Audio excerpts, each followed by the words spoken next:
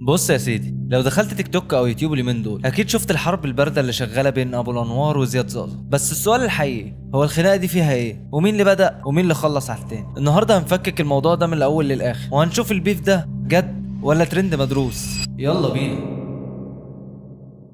نيجي للبدايه. البدايه كانت بسيطه جدا. زياد زازا طلع في برنامج مع كامل احترامي وسالوه اسوأ تراك سمعته لمين؟ الراجل رد بكل بساطه وقال اي حاجه لابو الانوار، ودي كانت الشراره في بدايه الموضوع. ابو الانوار ما سكتش طبعا ونزل بعدها تراك اسمه جود فايبس. التراك ده فيه تلميحات كتير والناس كلها افتكرت انه دايس على زازا، لكن ابو الانوار طلع وقال ده مش ديس تراك، بس لو ديس نزل هيبقى اخره. ومن هنا بدأت الحرب. زياد زازا بدأ يعمل ريبوست لاي فيديو ويهاجم ابو الانوار. بعدها نزل بنفسه تراك نادم مجال السر اللي فيه تلميحات مباشره عليه. بعدها ابو الانوار نزل ستوري قال فيها اخد الحق صنعه محدش ينام. الناس كلها فهمت ان الدس جاي فعلا. بعدها بايام نزل 8 غرب، والنتيجة التراك بقى ترند رقم 1 في مصر، ووصل كمان لترند عالمي، وكل الناس بدأت تقول أبو الأنوار رجع بقوة. بس القصة ما خلصتش هنا. حسين دخل البيف بديس تراك اسمه 100 مشكلة. بعدها فليكس دخل بالتهديد وقال لحسين ما تتدخلش عشان ما زعلكش. فبدأت الناس تتخيل ان فليكس في صف زازا.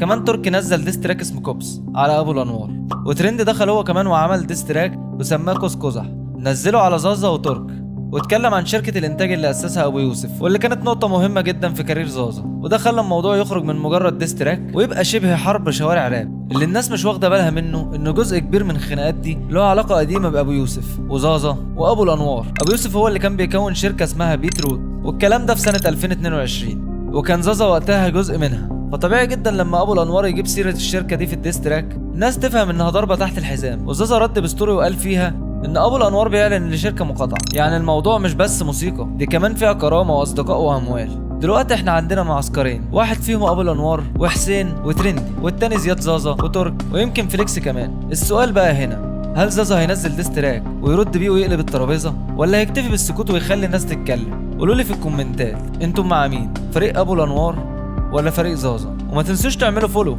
عشان اللي جاي هيبقى نار. انا يوسف المصري ودي قناه بيهايند ذا ترند.